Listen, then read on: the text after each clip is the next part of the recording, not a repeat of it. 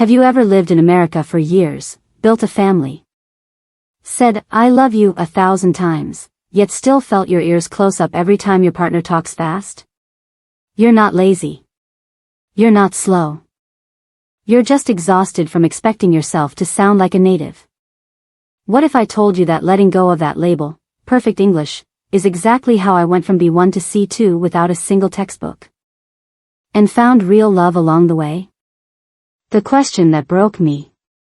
You're sitting on the floor of your own living room. It's a Tuesday evening. The kids are finally asleep. Your partner just kissed your forehead and walked upstairs. The dishwasher is humming. The fridge light is the only thing keeping you company. And out of nowhere, absolutely nowhere, a quiet voice inside your head asks you a question. Not in English. Not in your first language either. It's that language. The raw one. The one you don't even know the name of. It asks, why are you still not enough? Ouch.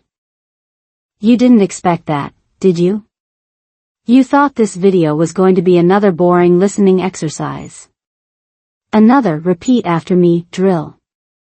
Another robotic voice telling you to practice every day. No. Today is different. Today, I'm going to tell you a story. My story. And I'm not going to teach you grammar. I'm not going to give you a vocabulary list. I'm going to show you how a woman, me, lived in America for years, built a family. Said, "I love you" 1,000 times, and still felt like her ears were broken. And then I'll show you how I fixed them. Without a single textbook. But first, let's sit with that question for a moment. Why am I still not enough? If you've been learning English for a while, especially if you live in the U.S. right now, you know exactly what I'm talking about. You understand 80% of what your partner says. But that 20%? It falls into a black hole. And somehow, your brain decides that missing 20% means you're failing. Let me tell you about a specific Tuesday. Last year. Real life. My husband was on the phone with his mom. She lives in another state. They were talking about fixing a leaky faucet. Nothing important. But he spoke fast. Really fast. The way Americans speak when they're completely comfortable. No pauses. No, you know. No, like. Just, a river of sounds. I understood, faucet. I understood, maybe. The rest? Noise. And here's the stupid part. I didn't get angry at him. I didn't get angry at his mom. I got angry at myself. My brain said, "You've lived here for years. You have 2 kids who speak perfect English. And you still can't follow a phone call about a faucet? What's wrong with you?" Sound familiar? That, right there, is the label. The invisible label you've been wearing without even realizing it. The label that says, "I should be fluent by now. I should sound like a native. I should understand everything." And who gave you that label? Not your husband. Not your kids. Not your neighbors. You did. Or rather, your fear did. Your expectation did. That little voice that confuses "not perfect" with "not enough." So let me ask you something. And I want you to answer honestly, even if it's just in your head. If you let go of that label today. If you said, "Okay, maybe I'll never sound like I was born in Ohio. Maybe I'll always have an accent.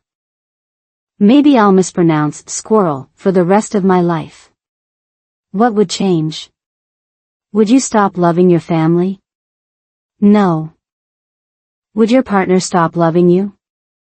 Probably not. Would you suddenly forget how to order coffee? Of course not. So why are you suffering? Here's the science part. Keep it light, I promise. Your brain has something called the anterior cingulate cortex. Fancy name. Ugly cousin of anxiety. Its job is to detect errors.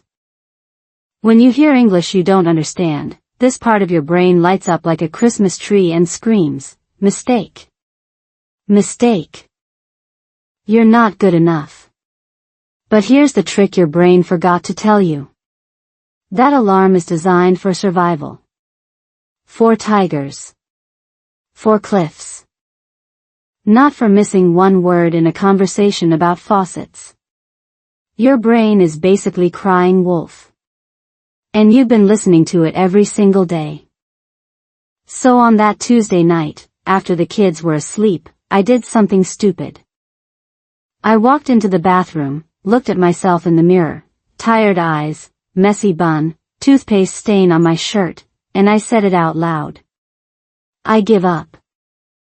Not, I give up on English. Not, I give up on my family. I gave up on the label. I gave up on the expectation that I had to be perfect before I could be happy. And you know what happened? Nothing dramatic. No angels singing. No sudden fluency. But the next morning, when my husband said something fast, something I would have normally panicked about, I just let it go. I didn't ask him to repeat. I didn't feel my chest tighten. I just nodded and said, honey, you talk like a river. I caught faucet and maybe. That's enough for now. He laughed. Kissed my forehead. And said, that's more than enough. That was the first day of my real English journey. Not from a textbook. From a Tuesday night breakdown in a bathroom mirror. So here's what I want you to take from this section. You are not broken. Your ears are not broken. You've just been wearing a label that was never yours to wear. No labels isn't just a cute title. It's the key. Let go of expecting to be perfect. Let go of expecting to understand everything. And watch how your ears start to open, slowly, gently, like a flower that finally stops trying to bloom on command. In the next section, I'll tell you what no labels, no expectation actually looked like in my marriage. And how I stopped measuring love by how many words I understood. But for now, just sit with that question one more time. Why am I still not enough? Maybe the answer is, you always were. You just forgot. No labels, no expectation, what? Alright, let me ask you something uncomfortable. When you hear the phrase, no labels, what's the first image that pops into your head? A hippie commune? A couple refusing to say boyfriend or girlfriend?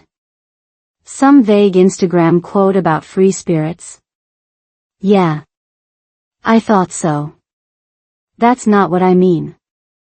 When I say, no labels, at least in the context of my marriage, my English, and my very messy, very real life in America, I mean something much simpler. And much harder. I mean, stop calling yourself bad at English. I mean, stop expecting your partner to sound like a textbook. I mean, stop measuring love by how many words you understood today. Because here's the truth. The moment you slap a label on yourself, slow learner, hopeless accent, not fluent yet, your brain does something weird. It stops trying. Not because you're lazy. Because your brain is actually very polite. It believes everything you tell it. Tell it, I'm bad at English, enough times, and your brain will politely lower your listening ability to match your expectations. That's not opinion. That's neuroscience. It's called a self-fulfilling prophecy. Your brain releases cortisol, stress hormone, every time you hear English. Cortisol literally shrinks your ability to process new sounds. You're not failing because you're stupid. You're failing because you're stressed. And you're stressed because of a label. So let me tell you how this played out in my actual marriage. Because this isn't a theory. This is a Tuesday morning in my kitchen. My husband, let's call him M, is American. Born in the Midwest. Speaks fast. Mumbles sometimes. Drops his TS like they're hot potatoes. You know the type. Early in our relationship, I had this secret rule. A horrible, unspoken expectation. Every time he spoke to me, I expected myself to understand 100%. Every word. Every joke. Every mumbled "gonna." And when I didn't, I'd freeze. My face would go blank. He'd notice. He'd say, "What?" I'd say, "Nothing." And then I'd spend the next 20 minutes silently rehearsing the sentence I missed. That's not a marriage. That's a courtroom. One day, I remember this so clearly, he came home from work. Tired. Threw his keys on the counter. And said something like, "Man, the Jones account is really pulling my leg today." Now, I knew what "pull my leg" meant. I'd learned it years ago. But in that moment, with the tired voice, the fast delivery, my brain heard "pulling my leg" and thought, is someone literally pulling his leg? Is this an injury? Should I call 911? I didn't say anything. I just nodded. He looked at me. And he said something that broke my heart a little.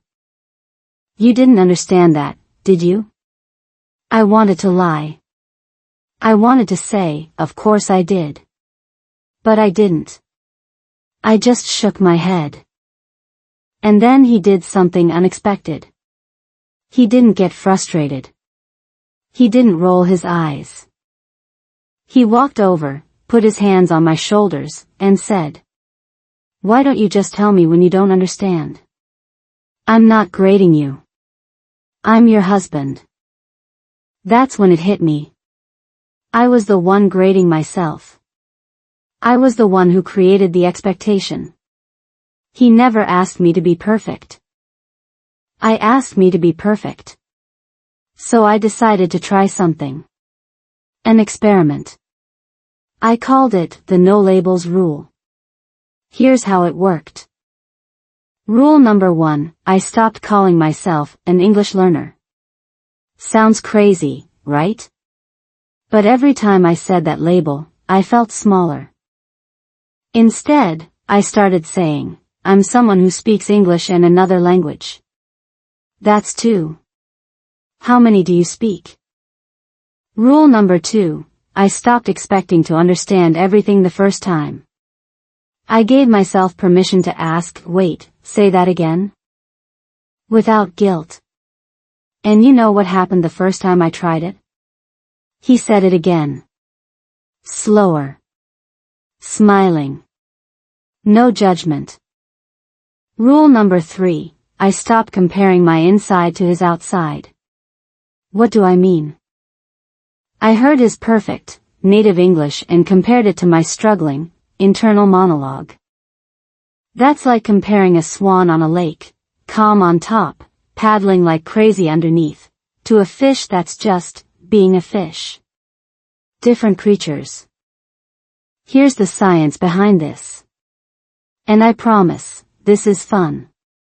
Your brain has something called neuroplasticity. Fancy word for your brain can change. But here's the catch. Neuroplasticity works both ways. Every time you expect failure, your brain builds stronger pathways for failure. Every time you expect to misunderstand, your brain gets better at misunderstanding. But when you let go of that expectation, when you say, I don't know what he just said, and that's fine, your brain relaxes. Cortisol drops. And suddenly, sounds that were noise yesterday become words today. Not because you studied. Because you stopped fighting. Let me give you a real example from last week. My daughter, she's 6, came running into the kitchen and said something so fast I only caught "Mom" and "outside." Old me would have panicked. Old me would have said, "What? What? Slow down." New me? I just smiled and said, "Show me." She grabbed my hand, pulled me to the window, and pointed at a squirrel. That's all she wanted. To show me a squirrel. I didn't need to understand her words. I needed to understand her.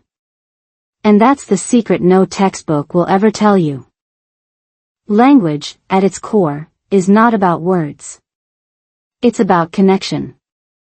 When you stop labeling yourself as bad, when you stop expecting perfection, you stop blocking the connection.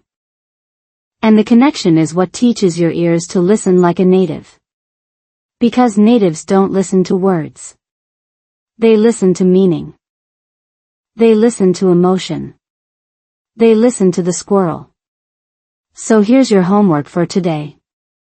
And it's small. I promise. Next time your partner, or your neighbor, or the barista says something you don't fully understand, don't freeze. Don't label yourself. Just say these 3 words, "Show me," or "Say that again," without the shame. Notice what happens. Notice how the other person doesn't care. Notice how the world doesn't end. And then come back to the next section, because I'm going to tell you about the morning I finally understood why my ears felt broken. Spoiler, it wasn't my ears. My ears were trained to fear. Let me tell you about the dumbest thing I ever believed. For years, literally years, I thought my ears were physically broken. Not metaphorically. Not, "Oh, I'm just tired." I mean, I genuinely wondered if I had some undiagnosed auditory processing disorder. I'd lie in bed at night, staring at the ceiling, thinking, maybe I need hearing aids. Maybe I damaged my eardrums with loud music as a teenager. Maybe I'm just not built for English. Dramatic? Yes. But also, completely wrong. Here's what was actually happening. And I need you to listen carefully, because this is the part that changed everything for me. My ears were fine. Perfectly fine. The problem was what my brain was doing with the sounds my ears were sending it. See, your ears are just microphones. They pick up sound waves. That's it. They don't judge. They don't panic. They don't label anything as too fast or too hard. But your brain? Oh, your brain is a drama queen. Every time you hear English and don't understand it immediately, your brain doesn't say, "Oh, that's fine, try again later." No. Your brain says, "Danger. We are failing. Everyone look at how bad we are at this." And then it floods your body with cortisol.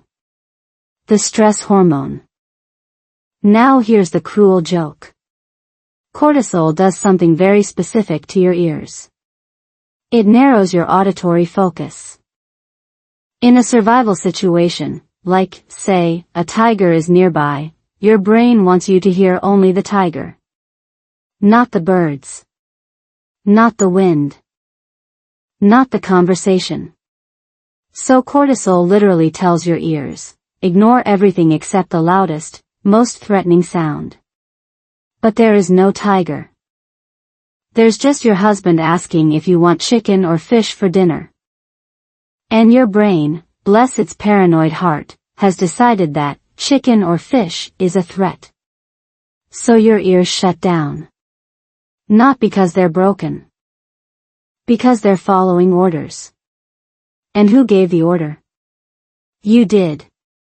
Every time you expected to fail. Every time you labeled yourself bad at listening. Every time you panicked inside instead of just saying, "Honey, say that again." You trained your ears to fear English. Let me give you a specific example.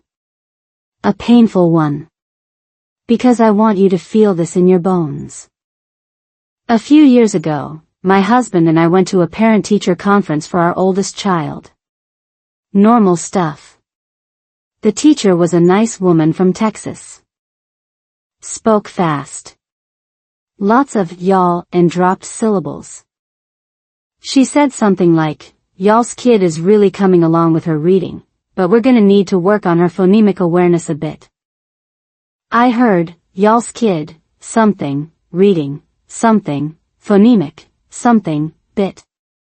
That's it. 4 words out of 15. And here's what happened inside my body. My chest tightened. My palms got sweaty. My face turned red. I literally felt like I was in danger. In a parent-teacher conference. In a brightly lit elementary school. With a woman holding a coffee mug that said, "World's okayest teacher." My husband, sitting next to me, nodded and said, "Great, we'll practice at home." I just smiled. Fake smiled. The kind of smile that hurts your cheeks. On the drive home, he asked me what I thought. And I broke down. Not crying. Just empty. I said, I didn't understand half of what she said. I'm a failure. I'm a bad mom. I can't even understand my own child's teacher. He pulled over the car. Turned to me. And said something I'll never forget. "You understood reading and practice. That's enough. You don't need to know what phonemic awareness means. I'll explain it. And then you'll know it forever." That's how learning works. Not all at once. One word at a time. He was right. But my brain didn't believe him. My brain had been trained for years to treat every unknown word as a personal failure. So how did I fix this? How did I untrain my ears? I started with something small. Ridiculously small.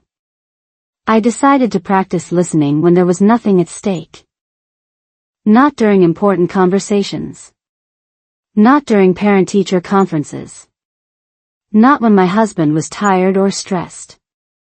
I started listening to myself. Yes. Myself. Every morning, while making coffee, I'd say one simple sentence out loud. Something like, "Today is Tuesday. I am making coffee. The mug is blue." And then I'd listen to my own voice. Not judge it. Just listen. Why? Because my brain had zero fear of my own voice. No cortisol. No panic. Just sound. And slowly, very slowly, I taught my brain that listening to English could be safe. Boring, even. Just sound. Not a test. Not a threat. Then I graduated to listening to my kids. They speak fast. They mumble. They make up words. But they're my kids. I love their voices. So my brain didn't panic when I missed something. I just said, "What, baby?" and they repeated it.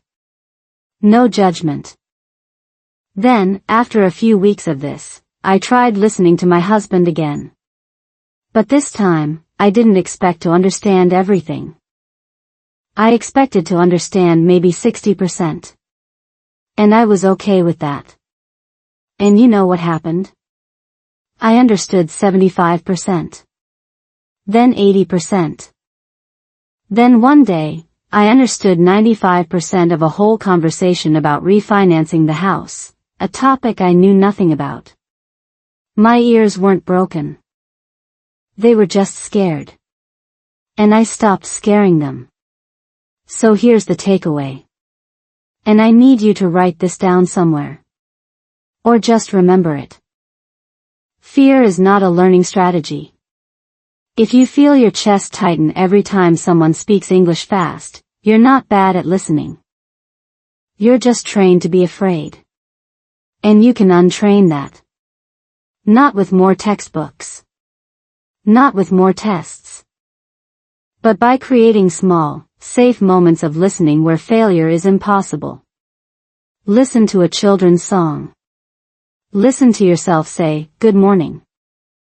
Listen to a recording of your own voice reading a simple story.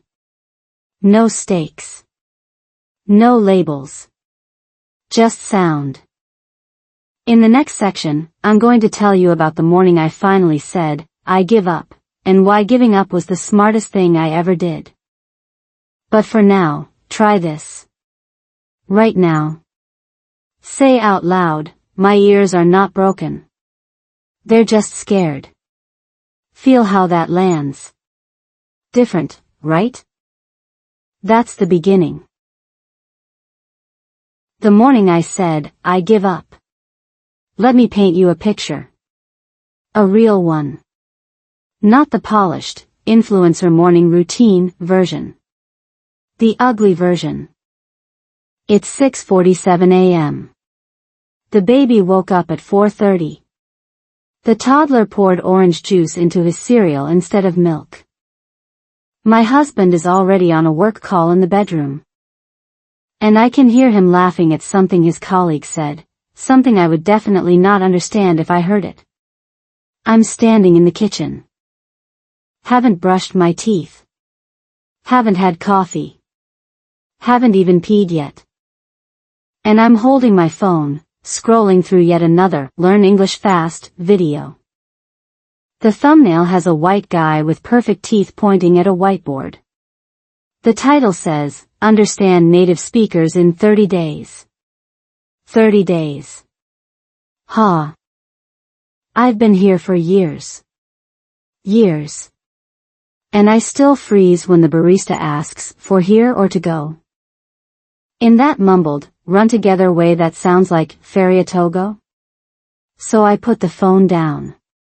And I say it. Out loud. To no one. To the orange juice puddle on the floor. I give up. Not dramatically. Not like a movie scene where the heroine throws her coffee mug at the wall. Quietly. Exhaustedly.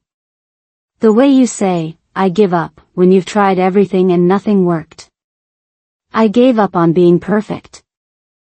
I gave up on ever sounding like I was born in Ohio. I gave up on understanding every single word. I gave up on the guilt. The shame. The little voice that said, "You should be better by now." And here's the weird part. The moment I said it, the moment I actually surrendered, something shifted. Not in my English. In my chest. The tight knot that had been living there for years. It loosened. Just a little. Like a fist finally opening. I didn't magically understand my husband's work call. I didn't suddenly pronounce squirrel correctly. But I stopped caring. And that lack of caring? That was the door. Here's why this works. And I want you to really get this, because most English teachers will never tell you. Your brain has two modes, survival and learning. They cannot be on at the same time. It's physically impossible. When you're in survival mode, heart racing, cortisol pumping, face flushing, your learning brain shuts down. Completely. You could have a dictionary in your hand and you still wouldn't learn anything. All those years I was studying English. I wasn't studying. I was surviving. Every conversation felt like a test I hadn't studied for. Every unknown word felt like a failure. But the morning I said, "I give up," I accidentally switched modes. I stopped treating English as a threat. I stopped acting like misunderstanding a word would kill me. And for the first time, my brain said, "Oh. We're not in danger. Okay. Then maybe we can actually listen." I want to give you a ridiculous example. Because sometimes ridiculous is what sticks. Have you ever tried to fall asleep by thinking, "I must fall asleep right now"? Of course you have. And what happens?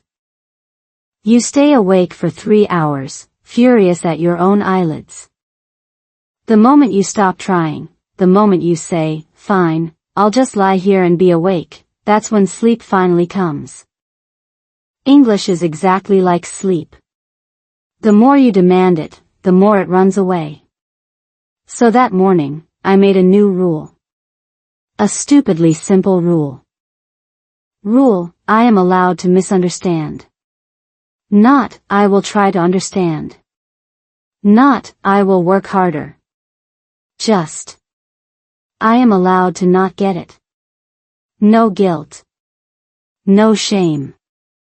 No internal monologue about how I've failed my family. I tested this rule immediately. My husband came out of the bedroom, still on his phone, and mouthed something at me while pointing at the coffee maker. I caught maybe, you, and make. Old me would have panicked. Old me would have pretended to understand, then guessed wrong, then felt stupid. New me? I just pointed at my ear and said, "Sorry, didn't catch that." He repeated it. Slower. "Can you make another pot?" That's it. That's all he said. And I understood it the second time because I wasn't panicking. My ears were open. My chest was calm.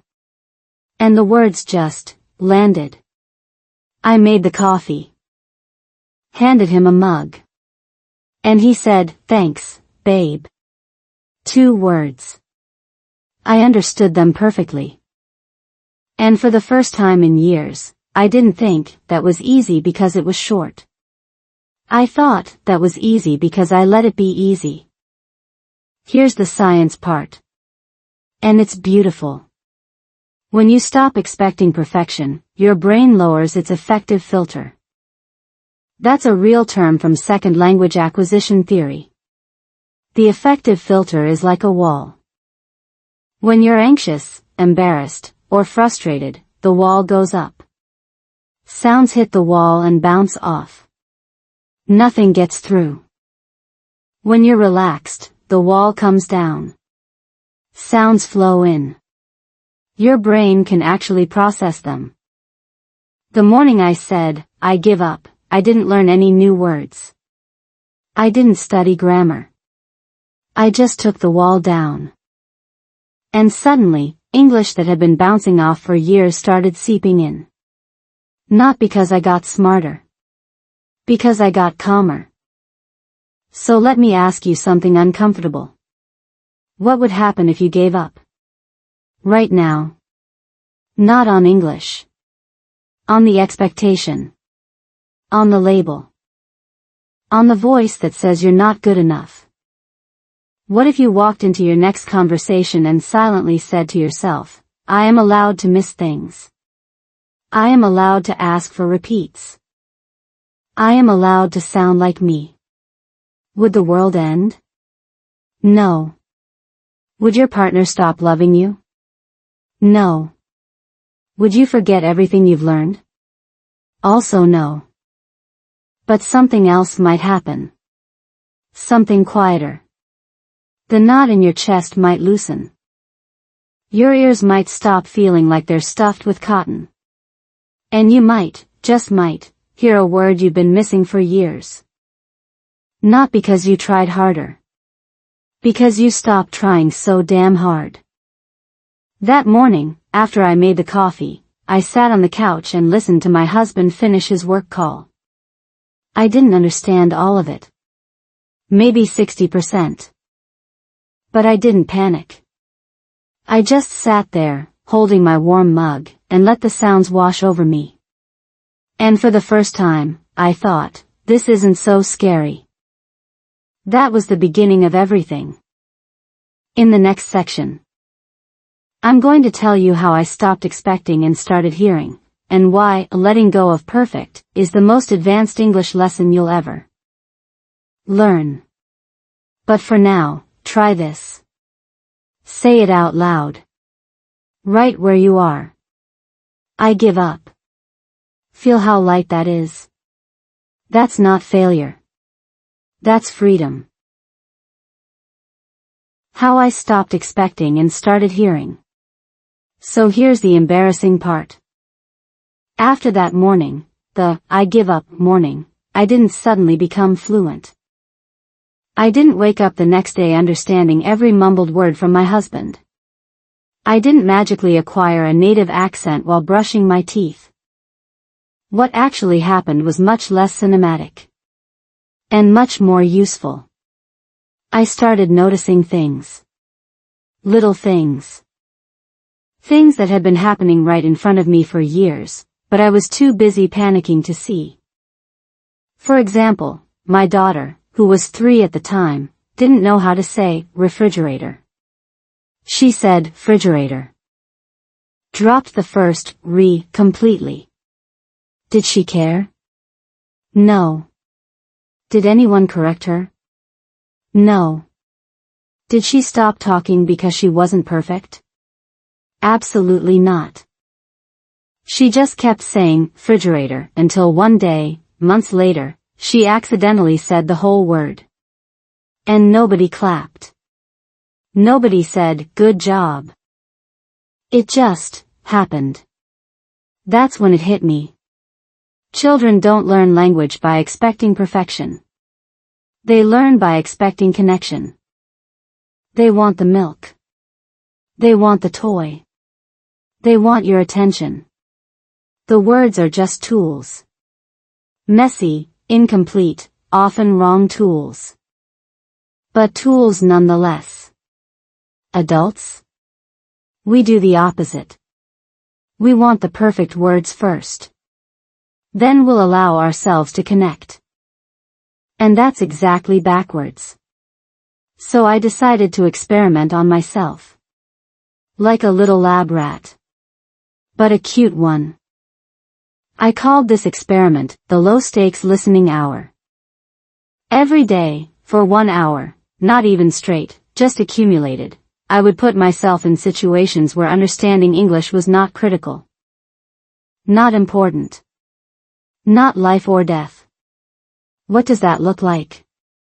I watched my kids' cartoons. Not educational ones. The dumb ones. The ones with talking animals and repetitive jokes. I didn't try to learn vocabulary. I just watched. And laughed when they laughed. I listened to my husband talk to his mom on speakerphone. But instead of straining to understand every word, I just listened to the music of their conversation. The ups and downs. The pauses. The laughs. I didn't care what they were saying. I just wanted my brain to get comfortable with the sound. I even did something truly ridiculous. I sat in a coffee shop, not to study, just to exist, and let the background chatter wash over me. No headphones. No subtitles. Just noise. American noise. And here's what happened. Nothing. For the first week, nothing happened. But by the second week, I noticed something strange. I started catching words without trying. A barista would say, cream or sugar, and I'd hear it. A kid in the grocery store would say, Mom, can we get this? And I'd understand. Not because I was focusing. Because I had stopped blocking. This is the science part, and it's genuinely beautiful. I promise I'll keep it painless. Your brain has something called implicit memory. Unlike explicit memory, which is you actively trying to remember a word or a rule, implicit memory works in the background. It's the part of your brain that learns without you knowing it's learning. How do you know implicit memory exists? Because you have a body. You don't think about how to walk. You just walk. You don't consciously calculate the angle of your knee or the pressure on your heel.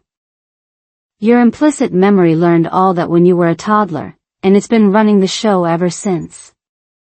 Language works the same way. But most adults try to learn English with explicit memory only. Flashcards. Grammar rules. Vocabulary lists. That's like trying to learn to walk by reading a book about biomechanics. It helps a little. But it's not how walking actually happens. Walking happens by falling. By trying. By falling again. By not giving up. And listening happens by listening. Without expecting to understand. Without judging yourself. Without labeling every missed word as failure. When I stopped expecting perfection, I accidentally activated my implicit memory. I stopped trying to learn English and just started living in it. And my brain, that beautiful, lazy organ, started doing what it does best, finding patterns in the noise. Here's a concrete example. There's a phrase Americans say all the time, I'm gonna head out. To a non-native ear, it sounds like, I'm gonna head out. One long, mushy sound. For years, I heard that sound and felt a little spike of panic. What did he say? Was that English? But after a few weeks of low-stakes listening, just hearing that phrase over and over in cartoons, in coffee shops, in my husband's casual goodbyes, my implicit memory finally cracked the code. One day, without thinking, I said, all right, I'm gonna head out too, to a friend. And I said it naturally. Not perfectly. But naturally. I didn't study that phrase. I didn't write it down. I just heard it enough times, in enough low-stakes contexts, that my brain finally said, oh, that's what that sound means. Cool. Adding to the database. That's letting go of expectation. That's starting to hear. Most English learners are trying to translate in real time. Someone says something, you translate it in your head, you think of a response in your language, you translate that back, and then you speak. By the time you're done, the conversation has moved on. You're exhausted. And you feel slow. But when you stop expecting to understand every word, you stop translating. You start feeling. You listen to the tone. The face. The situation. And often, you understand the meaning without understanding the words. That's how natives listen. They don't process every syllable. They process the gist. The emotion. The intent. And here's the beautiful secret, you already know how to do this. You do it in your first language all the time. You've just been tricked into thinking English is different. It's not.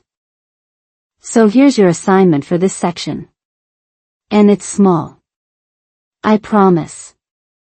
Tomorrow morning, find something to listen to that doesn't matter. A cartoon. A podcast about something you don't care about. Your neighbor's phone call through a thin wall. Don't try to understand. Just let the sounds hit your ears. Notice the rhythm. The melody. The pauses. Do this for 10 minutes. No more. Then come back and notice, did you catch anything without trying? Probably yes. And that's your implicit memory saying hello. In the next section, I'm going to introduce you to my real teachers. The ones who didn't charge me anything. The ones who don't know they taught me. My children. And trust me, if a 6-year-old can teach English, anyone can learn it. My children, my accidental teachers. Let me tell you about the most patient English teachers I've ever had. They don't have degrees. They've never read a grammar book. They can't explain what a phrasal verb is. They regularly confuse yesterday with tomorrow.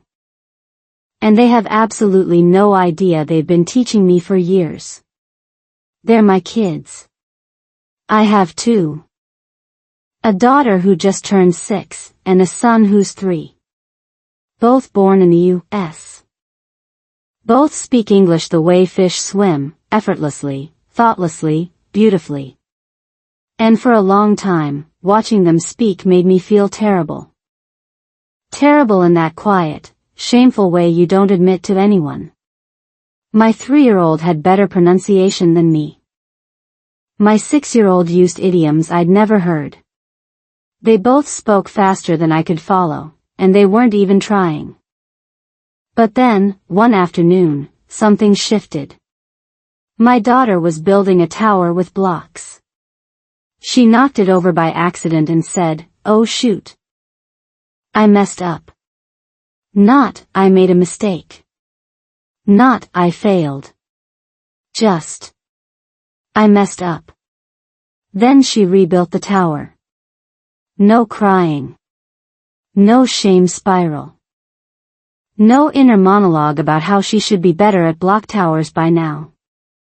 She just tried again. And I thought, when did I lose that? When did I start treating every mistake like a crime? That's when I realized my children weren't my competition. They were my blueprint. So I started watching them. Not as a mom checking on them. As a student observing masters. And here's what I learned. Lesson 1, children don't rehearse. Before my daughter says something, she doesn't run it through a mental filter. She doesn't think, is this grammatically correct? Will people judge me? What's the past tense of that verb? She just opens her mouth and sounds come out. Sometimes they're wrong. Sometimes they're hilarious. But they're always real. Adults? We rehearse everything. We play entire conversations in our heads before they happen. We imagine the worst case scenario. Someone won't understand us, someone will laugh. Someone will switch to slower English out of pity, and then we say nothing. My children taught me that silence is not safety. Silence is just fear wearing a disguise. Lesson 2, children ask for repeats without shame. My son, the 3-year-old, says, "What you say?" About 15 times a day. Sometimes to me.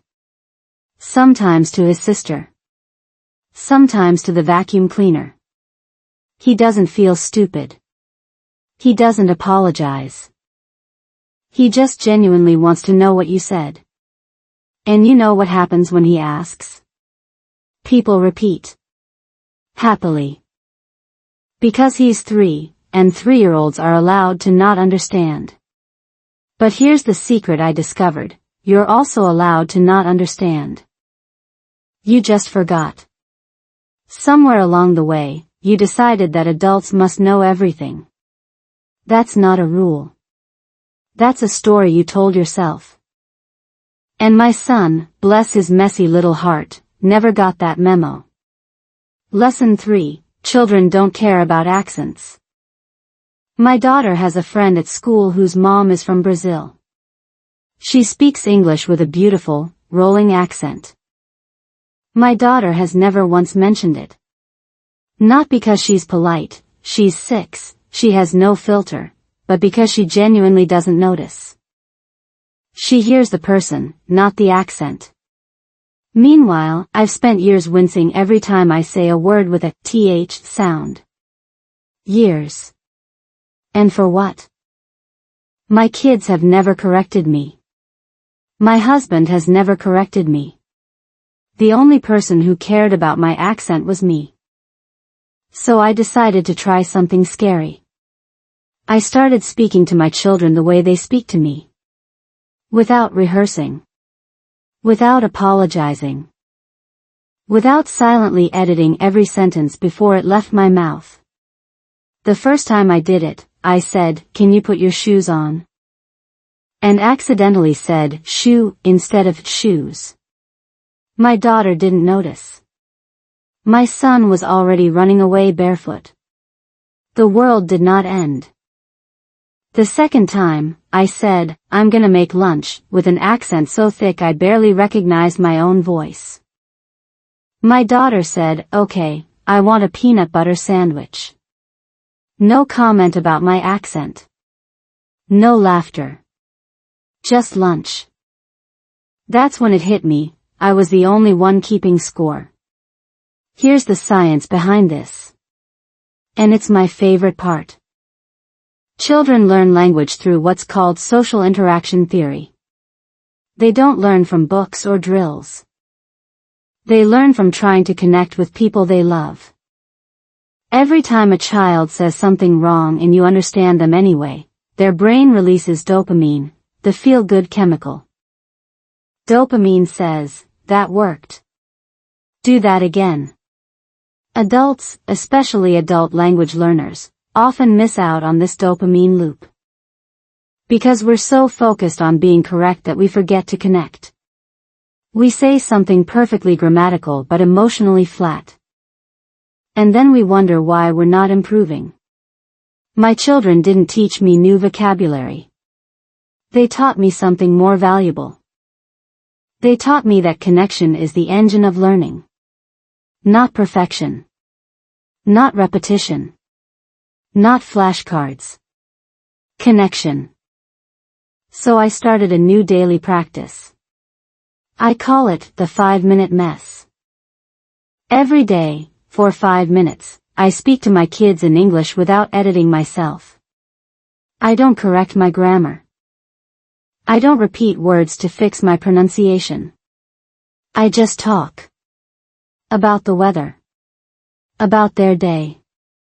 About why the cat is on the table again. And you know what happened? After a few weeks, I noticed I was making fewer mistakes. Not because I was studying. Because my mouth was finally getting comfortable. The muscles in my tongue, my lips, my jaw, they were learning without my brain getting in the way. That's the magic of low-stakes speaking. When no one is grading you, you stop grading yourself. And when you stop grading yourself, you start improving. Automatically. Like a child. My son still says, "What you say?" 15 times a day. And now, sometimes, I say it too. Not because I didn't hear. Because I want to remind myself that asking is not weakness. Asking is how humans have learned everything, forever. So here's your homework. And it's the most important one yet. Find a child. Your own, a niece, a neighbor's kid. Or just channel your inner child. And say something in English without rehearsing. Say it wrong on purpose. Say, "I go store yesterday." Say, "She have big dog." Say it out loud, hear how it sounds, and notice that the world keeps spinning. Nobody faints. Nobody calls the grammar police. You just spoke. And that's how fluency starts. Not with perfection. With permission. In the next section, I'm going to give you the exact 90-day experiment I ran on myself. No labels. No expectations. Just a simple, almost boring system that took me from understanding 60% to understanding 95% of my daily life. Spoiler, it didn't involve a single textbook. The 90-day no labels experiment. Alright. By now, you've heard my story. The bathroom mirror breakdown. The "I give up" morning. The accidental teachers with sticky fingers and mismatched socks. But here's the question you've been waiting for. The one every practical person asks eventually. Okay, that's nice. But what did you actually do? Fair question. Very fair. Because inspiration without action is just a nice feeling. And nice feelings don't train your ears. So let me give you the exact system I used. The one that took me from understanding maybe 60% of daily conversation to understanding 95%, without a single textbook. Without a single private tutor, and without hating myself in the process. I call it the 90-day no labels experiment. Here's the rule: for 90 days, you are not allowed to judge your English. Not your listening. Not your speaking. Not your accent. Not your grammar. For 90 days, you are simply a person who exists in English. Nothing more. Nothing less. Sounds easy, right? It's not. Because your brain will fight you. Every day, that little voice will whisper, you should understand that. You should say that better. You're not improving fast enough. Your job is to ignore it. Politely. Like a slightly annoying neighbor who knocks at the wrong time. Now, let me break down exactly what I did. Step by step. So you can steal it. Phase 1, the first 30 days, ear training without pressure. For the first month, I did not try to understand anything. I know that sounds insane. How will I improve if I don't try? But hear me out. Trying was exactly what was breaking me. Trying created cortisol. Cortisol closed my ears. Closed ears cannot learn. So I stopped trying. Instead, I did 3 things every single day. First, I listened to the same 5-minute story every morning. Not a boring textbook dialogue. A real story. One I actually liked. I found a short podcast episode about a woman who adopted a rescue dog. 5 minutes. Simple English. Nothing fancy. I listened to that same episode every day for a week. Not to learn the words. Just to let the sounds become familiar. By day 3, my brain stopped hearing foreign noise and started hearing patterns. By day 7, I could predict what came next, not because I memorized it, but because my implicit memory had done its job.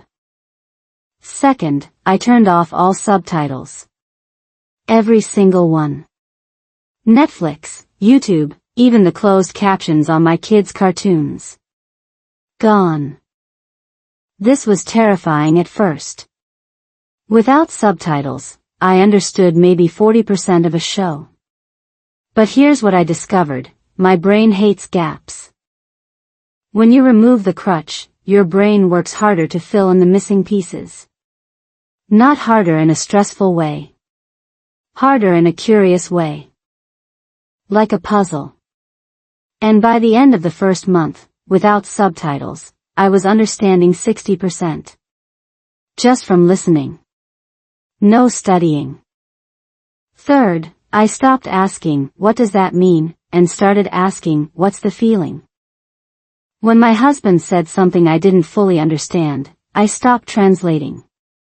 I just watched his face. His hands. His shoulders.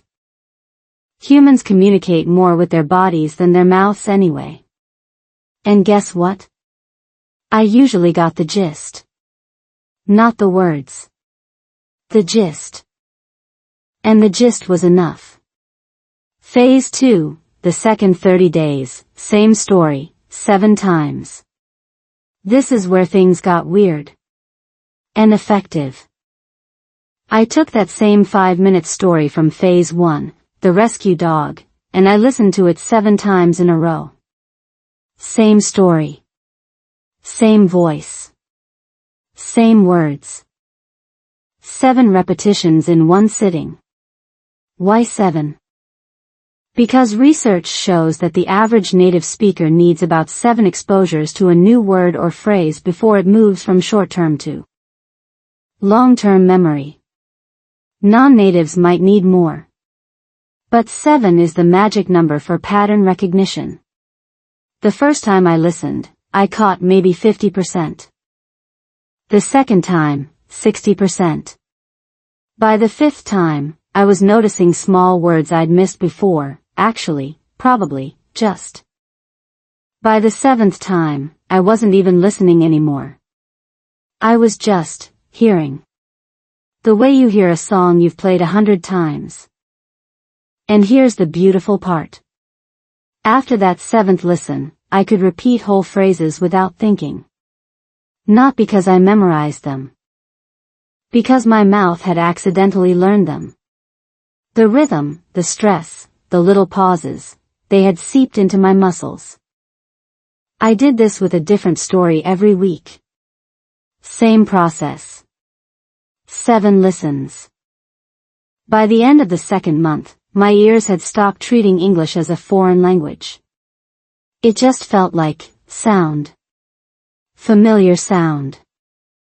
Phase 3, the final 30 days, recording my own voice. This was the scariest part. Worse than subtitles. Worse than 7 repetitions. I recorded myself speaking. Not reading from a script. Just talking.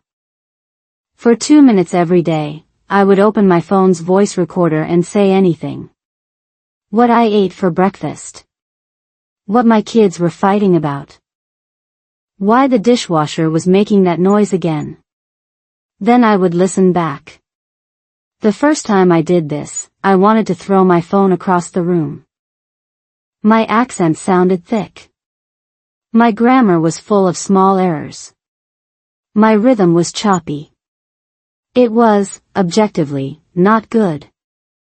But here's what I noticed after a few days. When I listened to my own voice without judgment, just listening, like I was listening to a friend, I started hearing things I could improve. Not, you're terrible. Just, oh, that word comes out better if I slow down there. And slowly, over the 3rd month, my recorded voice started changing. Not perfect. Never perfect. But clearer. More confident. More, me. Here's the science behind recording yourself. It's called auditory feedback looping. Your brain hears you speak, compares it to the model in your head, and makes tiny adjustments. But most people never listen to themselves, so the loop is broken. Recording closes the loop. No teacher required. The results after 90 days. After 3 months of this, no textbooks, no tests, no shame, I sat down with my husband one evening. He was telling a long story about a problem at work. I listened. I understood. Not every word. But the story. The emotion. The joke at the end. I laughed at the right time. He looked at me and said, "You've been listening differently lately." I had. Not because I tried harder. Because I stopped trying the wrong way. So here's your challenge, if you want it. 90 days. 3 simple rules. 1. Listen to the same short story every day for a week. 7 days. No subtitles. 2.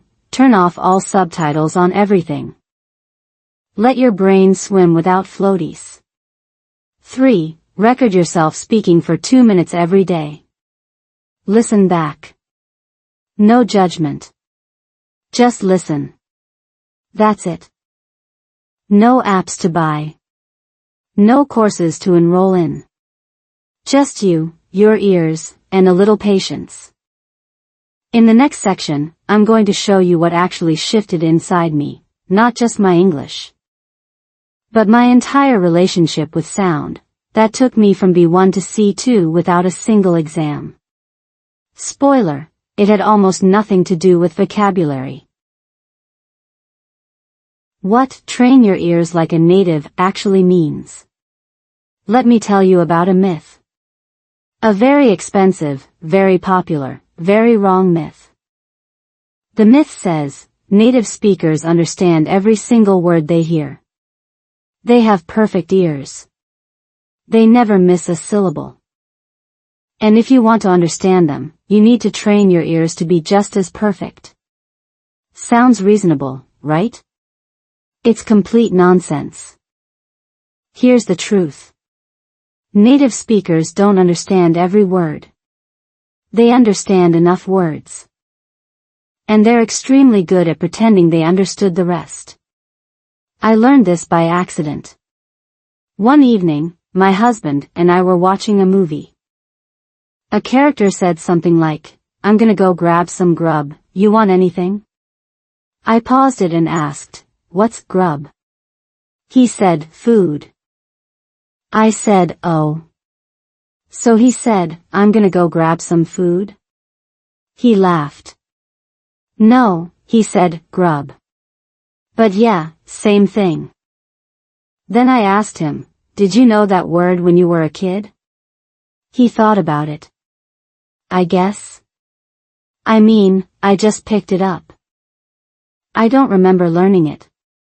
That's when the light bulb went off. Native speakers don't have perfect ears. They have forgiving ears.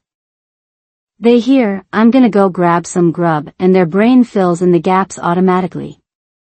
They don't process every phoneme. They process the pattern. The context. The tone. The fact that the character was wearing a jacket and looking at the door. Your brain can do this too. It already does. In your first language, you routinely misunderstand words and correct yourself without even noticing. Someone says, "I'll meet you at the library," but you hear, "I'll meet you at the library," and your brain says, "Oh, library." Fixed. No drama. So why doesn't your brain do this in English? Because you never gave it permission. You trained your ears to expect perfection. To panic at every unknown sound. To stop listening the moment something unfamiliar appeared. That's not training your ears like a native. That's training your ears like a scared perfectionist. Let me redefine what train your ears like a native actually means. And I want you to write this down somewhere. Training your ears like a native means teaching your brain to be comfortable with incomplete information. Not complete. Comfortable. Here's the science. It's called top-down processing. Your brain has two ways of understanding sound. Bottom-up processing is the slow, detailed, word-by-word method. Top-down processing is the fast, guessing, context-based method. Native speakers rely almost entirely on top-down processing. They don't hear every sound. They hear a few sounds, make a prediction, and move on. If the prediction is wrong, they adjust. But they don't stop. They don't panic. They don't label themselves as failures. Non-natives, especially anxious ones, rely too much on bottom-up processing. They try to hear every single sound. And because human speech is messy, people mumble, talk fast, drop consonants, they fail. Then they feel bad. Then they try harder. Then they fail again. It's a loop. A horrible, exhausting loop. So how do you switch from bottom up to top down? How do you train your ears to be comfortable with missing pieces? You practice intentional incompleteness. Here's what I did. I started listening to conversations where I knew I wouldn't understand everything. Not stressful ones, low-stakes ones. And instead of trying to catch every word, I tried to catch just three things: the topic, the emotion, and the outcome. Topic: are they talking about work? Food? The kids. Emotion, is the speaker happy? Frustrated? Tired? Outcome, did they agree? Disagree? Decide something? That's it. 3 things. Not words. Meaning. The first time I tried this, my husband was on the phone with his brother. I sat nearby, pretending to fold laundry. I didn't try to understand the words. I just listened for those 3 signals. Topic, work. Definitely work. I heard project and deadline. Emotion, frustrated. His voice was tight. Lots of, I know. Outcome, they didn't solve anything. The call ended with, let's talk tomorrow. That was it. I understood almost nothing specific. But I understood the story. And that was enough. Later, my husband said, sorry, that call was annoying. I said, work stuff? He looked surprised. Yeah. How did you know? I said, I heard project and your voice sounded frustrated. He smiled. You're getting really good at this. I wasn't good at English. I was good at being human. And that's the secret. Here's another exercise. This one is weird. But it works. Listen to a song in English. Any song. Pop, country, rap, doesn't matter. Listen once, and write down every word you hear. You'll probably get 30 to 40%. Then listen again. You'll get more. By the 3rd listen, you might have 70%. Now here's the trick. On the 4th listen, don't try to hear the words. Try to hear the shape of the words. The rhythm. The way the singer stretches a vowel or drops a consonant. Hum along. Don't use real words. Just hum. What you're doing is teaching your brain that sound is not a test. Sound is just sound. Your brain will naturally start attaching meaning to those sounds over time. You don't have to force it. I did this with a song called Fast Car by Tracy Chapman. Slow. Clear. Repetitive. After a week of humming along, I suddenly realized I could sing the chorus without thinking. The words had just appeared. I didn't study them. My ears did the work while I wasn't paying attention. That's native listening. Not perfect. Not complete. Just trusting the process. So here's your challenge for this section. Find a short audio clip, 1 minute, 2 minutes max.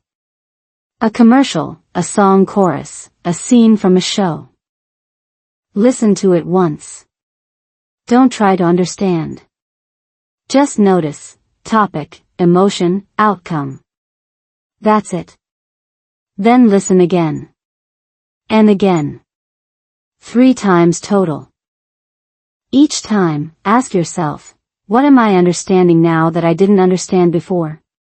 You'll be surprised. Not because you got smarter. Because your brain finally relaxed enough to let the sounds in. In the next section, I'm going to tell you the exact moment I realized I had moved from B1 to C2, without a single exam. Without a single certificate, without even noticing it was happening. Spoiler, it happened while I was making a peanut butter sandwich. From B1 to C2 without a single exam. Here's something nobody tells you about language levels. The difference between B1 and C2 is not the number of words you know. It's not grammar. It's not accent. It's not even how fast you speak. The difference is what happens inside your head when you don't understand something. At B1, not understanding feels like falling. Your stomach drops. Your face heats up. Your brain scrambles for an exit. You smile and nod and hope nobody asks you a follow-up question. At C2, not understanding feels like a pause. A small, uninteresting pause. You say, "Sorry, what was that?" without guilt. You miss a word and your brain fills it in automatically. Or you don't, and it doesn't matter, because you got the gist. I didn't know this until the peanut butter sandwich incident. Let me set the scene. It's a Tuesday afternoon. Normal Tuesday. The kind of Tuesday you forget immediately. My daughter is at school. My son is napping. My husband is at work. I'm alone in the kitchen, making myself a peanut butter sandwich because I'm an adult and I can do that. My phone rings. It's the pediatrician's office. A woman's voice. Friendly. Professional. Speaking at normal American speed. She says something like, "Hi, this is Melissa from Dr. Patel's office. I'm calling about your daughter's flu shot appointment. We had you down for next Thursday at 10:15, but we need to reschedule because Dr. Patel will be out that day. Can you do Tuesday the 19th at 11 o'clock instead?" Now, old me, B1 me, would have panicked at the first sentence. Too fast. Too many names. My brain would have latched onto Dr. Patel and reschedule and then frozen. I would have said okay to everything, hung up, and then realized I had no idea what I just agreed to. But that day? Something was different. I understood her. Not every word. But enough. I caught flu shot, next Thursday, reschedule, Tuesday the 19th at 11 o'clock. I even caught Dar. Patel will be out, a phrase I'd never specifically learned, but my brain pieced together from out and the context. I said, Tuesday the 19th at 11 works for me. Thank you.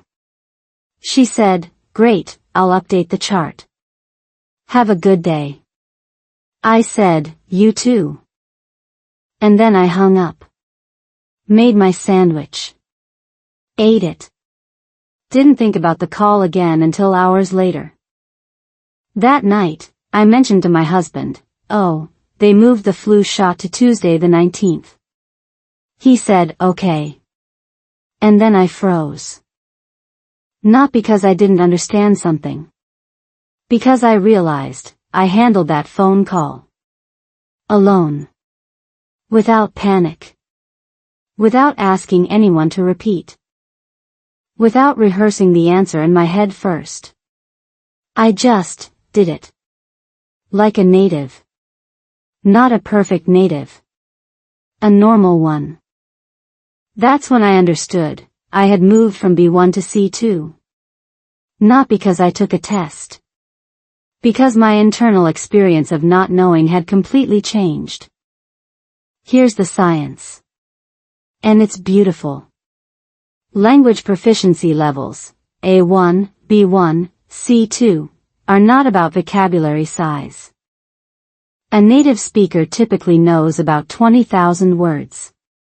A B1 learner might know 2,500. A C2 learner might know 8,000. But here's the catch, you can know 8,000 words and still freeze on a phone call. You can know 3,000 words and handle it fine. The difference is processing speed and emotional regulation. Processing speed is how quickly your brain matches sounds to meaning. Emotional regulation is how your body reacts when processing speed fails. At B1, processing is slow and emotional regulation is poor. At C2, processing is faster and emotional regulation is almost automatic. But here's what nobody tells you. You don't have to memorize 10,000 words to improve processing speed. Processing speed improves when your brain stops wasting energy on fear. Every time you panic, your brain uses oxygen and glucose to produce cortisol. That's energy that could have been used for listening. When you stop panicking, that energy gets redirected to pattern recognition. And suddenly, words you never learned start making sense. I never learned Dr. Patel will be out. But I knew Dr. Patel, a name, will be, and out. My brain put them together. Not because I studied. Because I wasn't scared. That's C2. Not knowing everything. Being calm enough to assemble meaning from pieces. Let me give you another example. A smaller one. Almost embarrassing. For years, I couldn't hear the difference between can and can't in fast American speech. They sound almost identical. Native speakers distinguish them by context and a tiny stress difference. I couldn't do it. I'd always ask, wait, can or can't? One day, listening to my husband talk to a friend, I heard, I can't do that Tuesday. And I just knew. I didn't analyze the stress. I didn't replay the sound. I knew because the conversation was about scheduling conflicts. My brain used context. Automatically. I almost cried. Not because I'm dramatic. Because I had been struggling with can/can't for 7 years. And the day I stopped trying to hear the difference was the day I finally heard it. That's the paradox. You improve most when you stop trying to improve. So how do you know if you're moving from B1 to C2? You don't need a test. You'll feel it. You'll notice that you stop translating in your head before speaking. You'll notice that you can listen to a voicemail without playing it 3 times. You'll notice that you miss a word and your brain doesn't crash, it just keeps going. You'll notice that you forget you're speaking English. For a few seconds, you just speak. And then you realize what happened, and you smile. That's C2. Not perfection. Invisibility. The day of the peanut butter sandwich, I didn't feel smarter. I felt normal. And normal, here's your takeaway. And it's simple. Stop measuring your progress by what you don't know. Start measuring it by how you feel when you don't know something. If you feel panic, you're still in the B1 mindset. If you feel curiosity or nothing at all, you're already closer to C2 than you think. No exam needed. No certificate. Just a Tuesday afternoon and a phone call about a flu shot. In the next section, I'm going to tell you about the moment I stopped demanding love to look a certain way, and how that same lesson applied to English. Because true love and true fluency have one thing in common, they both show up when you stop forcing them. True love found when I stopped demanding. Let me tell you about the biggest fight we ever had. Not about money. Not about the kids. Not about whose turn it was to unload the dishwasher. It was about a sentence. One sentence. 7 words. We were sitting on the couch. Late. The house was quiet. I had had a rough day, the kind where nothing goes wrong, but everything feels heavy. My husband asked, "Are you okay?" I said, "I don't know." He said, "Do you want to talk about it?" And then I said the 7 words that started the fight. I wish you understood me without asking. Silence. He looked at me like I'd just spoken a foreign language. Which, technically, I had. English. But that wasn't the problem. The problem was the expectation hiding inside those 7 words. I expected him to read my mind. I expected him to know, without me saying, exactly what I needed. I expected him to be a perfect husband, the kind who finishes your sentences, Who senses your mood from across the room. Who never needs to ask, "Are you okay?" because he already knows. That's not a husband. That's a psychic. And I had married a mechanical engineer. He didn't get angry. He got quiet. Then he said, "So you want me to guess? You want me to play a game where I have to figure out what's in your head, and if I guess wrong, you get hurt?" Ouch. He was right. I hated that he was right. But he was. I had been doing the same thing to him that I had been doing to my English. Expecting perfection. Demanding that he meet an unspoken standard. Getting frustrated when he didn't magically know what I needed.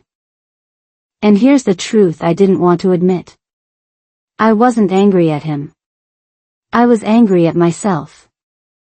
Because deep down, I believed that if he really loved me, he wouldn't have to ask.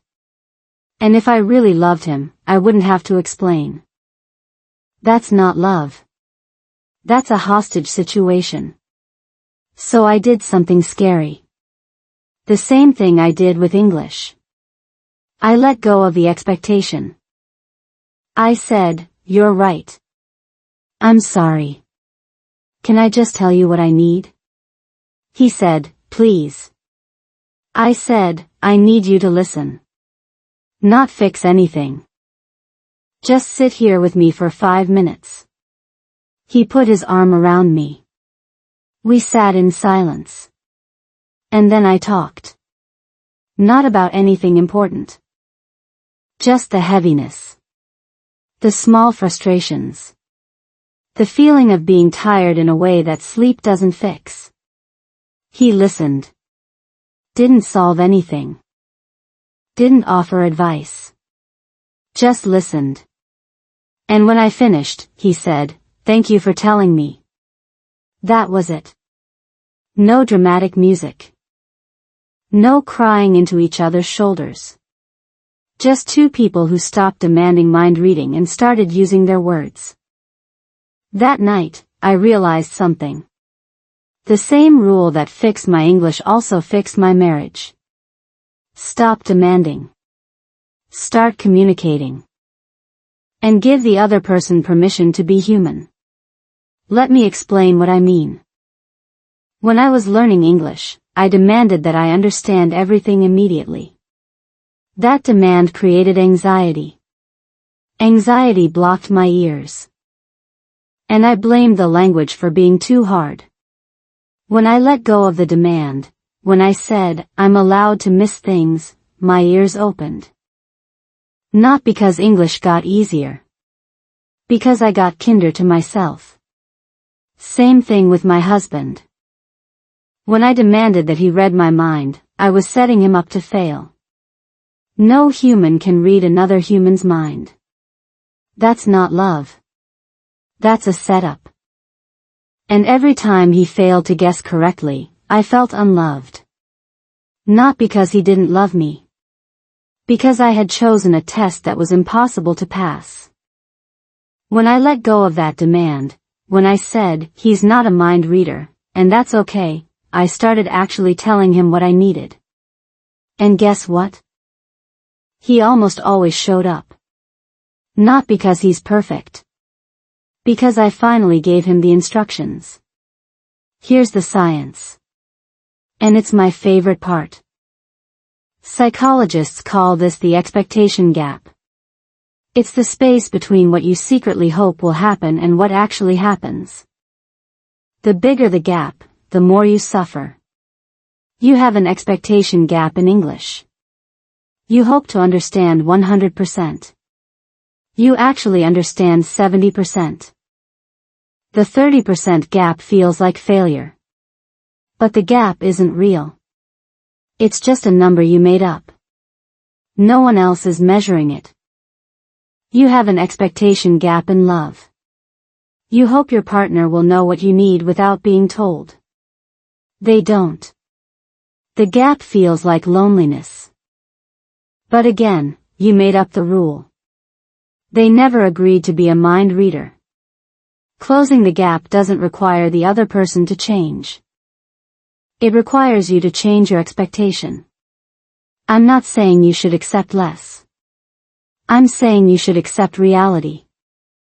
Reality is, humans don't understand everything. Reality is, partners need to be told what you need. Reality is, love is not a guessing game. Once I accepted these realities, two things happened. First, my marriage got lighter. I stopped keeping score. I stopped waiting for him to fail so I could feel justified in my sadness. I just started saying, "Hey, I need a hug," or, "Can you listen for a minute?" And he did. Almost every time. Second, my English got lighter. I stopped waiting for myself to fail. I stopped measuring every conversation against an impossible standard. I just started listening, and asking for repeats when I needed them. And my ears did the rest. Here's what I want you to take away from this section. The same part of you that demands perfect English is the same part that demands perfect love. It's the same voice. The perfectionist. The one that says, if it's not perfect, it doesn't count. That voice is lying to you. Love counts when it's messy. When he forgets to ask about your day, then remembers 10 minutes later. When she says the wrong thing, then apologizes. When you fight about something stupid, then laugh about it the next morning. English counts when it's messy. When you say, "Yesterday I go," instead of "went." When you understand 80% of a conversation and the 20% doesn't matter. When you mispronounce "squirrel" for the 10th time and finally just laugh at yourself. True love isn't found when you finally become perfect. True love is found when you stop demanding perfection from yourself and everyone else. So here's your homework. And it's uncomfortable. But do it anyway. Next time you feel frustrated with your partner, or with yourself, ask this question: am I demanding something that was never promised? If the answer is yes, let it go. Right there. In that moment. Just drop it. And see what replaces it. In my experience, what replaces it is usually silence. And then a small, honest sentence. And then a little bit of peace. In the next section, I'm going to share the single most important lesson America taught me. Not about English. About life. And it might be the only lesson you actually need. The American lesson nobody told you. I want to tell you something that took me almost a decade to learn. And I'm going to say it bluntly, because sugarcoating it would be disrespectful to both of us. You do not need to sound like you were born here to belong here. I know. I know. Everything around you says otherwise. The job listings that say, native fluency preferred. The neighbors who switch to slow, simple English the moment they hear your accent. The little voice in your head that whispers, they're being polite, but they don't really see you as American.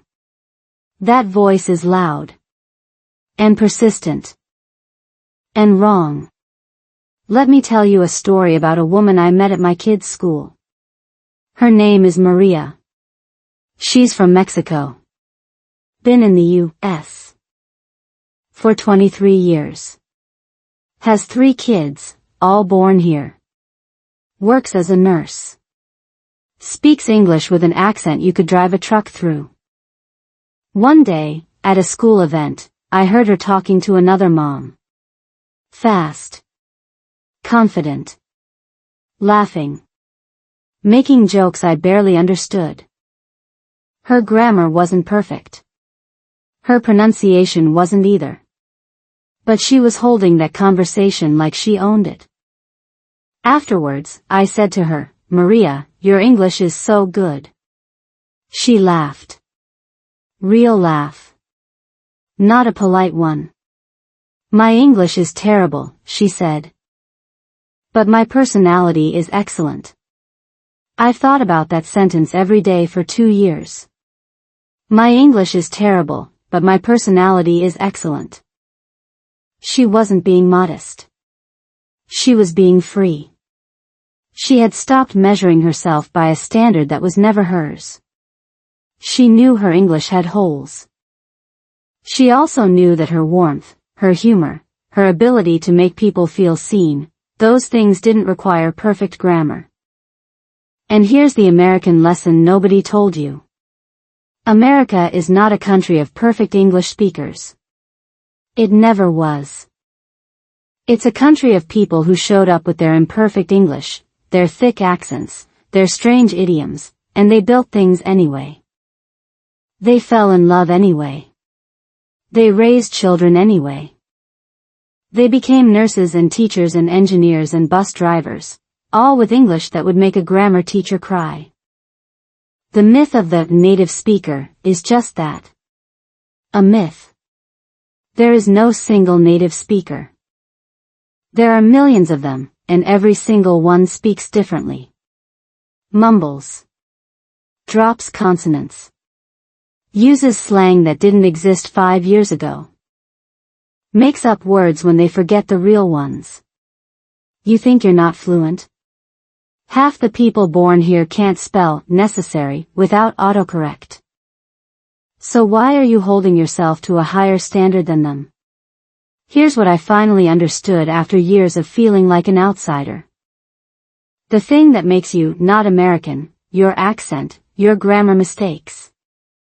Your different rhythm, is actually the thing that makes you more American. Because America was built by people who sounded different. Who ate different food. Who celebrated different holidays. Who loved in different languages. Trying to erase those differences isn't becoming American. It's becoming invisible. I remember the exact moment I stopped trying to hide my accent. I was at a parent-teacher conference, the same one I told you about earlier, the one where I panicked. Different year, different teacher. This one was a young man from Georgia. Spoke slow. Friendly. He said something about my daughter's reading progress. I responded. With my accent. My full, thick, unapologetic accent. He didn't flinch. He didn't switch to simpler English. He just nodded and kept talking. After the meeting, I walked to my car and realized, he didn't care. No one cares as much as I care. That's the freedom. No one is grading you. No one is keeping score. The only person who expects you to sound like Anderson Cooper is you. Let me tell you about a study. Because I love studies that prove me right. Researchers found that listeners actually prefer speakers with mild, consistent accents over perfect, but unnatural speech. Why? Because accents signal authenticity. They signal that you're a real person who learned this language for a real reason, not a robot who memorized a script. Your accent is not a flaw. It's a feature. It tells your story. It says, I came from somewhere else, and I brought that somewhere with me. That's not weakness. That's the whole point of America. So here's what I want you to do. And it's the hardest thing I'll ask in this entire video. Stop trying to sound like someone you're not. Stop comparing your English to the woman in the commercial, the news anchor, your husband's coworker from Ohio. Those people have different mouths, different histories, different ears. You are not them. You were never supposed to be them. Start speaking the way you speak. With your accent. With your mistakes. With your unique rhythm. And notice who stops listening. Spoiler, almost no one will stop listening. The ones who do. They weren't your people anyway. I tested this. For 1 full week, I refused to correct myself.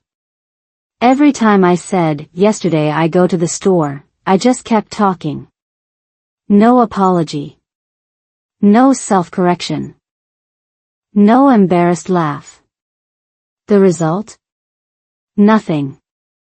No one said, actually, it's went. No one looked at me differently. My kids still asked for snacks.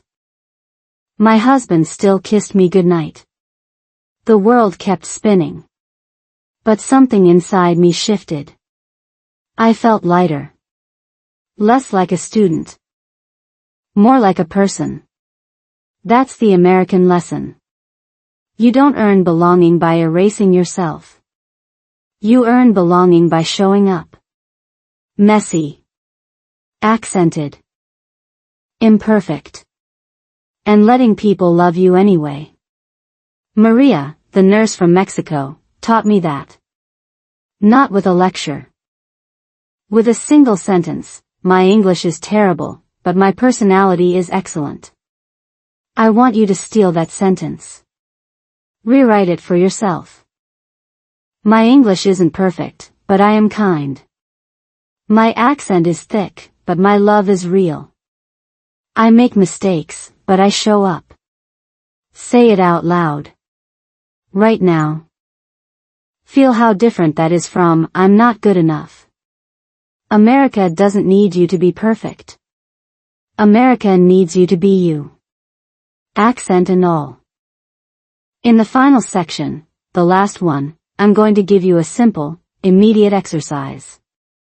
Something you can do in the next 5 minutes. Not to improve your English. To remind yourself that you already belong. And then I'll say goodbye. But not really. Because I'll be making more of these videos. And I hope you'll be there. Your first No Labels listening session. We've come a long way together in this video. You've heard me cry in a bathroom mirror. You've watched me burn out on perfection. You've met my accidental teachers, a 3-year-old who says, "What you say?" 15 times a day, and a nurse from Mexico who taught me that personality matters more than grammar. Now it's your turn. Not tomorrow. Not next week. Right now. In the next 5 minutes, before you click away to another video or scroll through your feed. I'm going to give you a listening exercise. But not the kind you're thinking of. No multiple choice. No, check your answers. No pressure. This is a No Labels listening session. And here's the only rule, you cannot fail at it. Ready? Let's do it. Step 1, find a sound. It can be anything. A 1-minute clip from a show you like. A song you've heard 100 times. A recording of your partner leaving a voicemail. Even the background noise of a coffee shop video on YouTube. Don't overthink this. If you have nothing else, open a new tab and search Simple English Story for Adults. Pick the first one that isn't for children. Length, 1 to 2 minutes. Got it? Good. Step 2, listen once.